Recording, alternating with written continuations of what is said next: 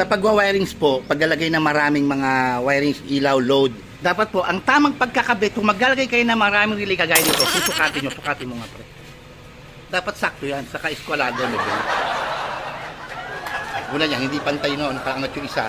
Hindi gaganda ang current flow niya kasi nakataas yung isa. Papantayin nyo. Ilan yung sukat? 5.5. O dapat 6 yan. So kulang ng konti no.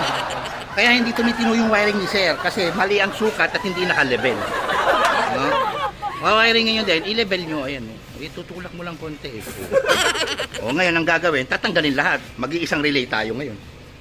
At syempre, pag naglalagay tayo ng mga fuse mga kabekis, ayan, tama to. Ganyan lang. Wala siyang balot, no? Wala siyang protection kasi fuse eh. Fuse is for protection. So meron siyang fuse na walang protection. Siguro para hindi siya mainitan, kaya hindi nilagay yung fuse holder, nirektang ganyan lang. Nasaan po ang safety at seguridad nito? So ito na naman si Kabeki, saninira na naman tayo ng iba. Wala akong binanggit na pangalan, baka gusto banggitin ko kung sino gumawa, di ba? Ito ay for general.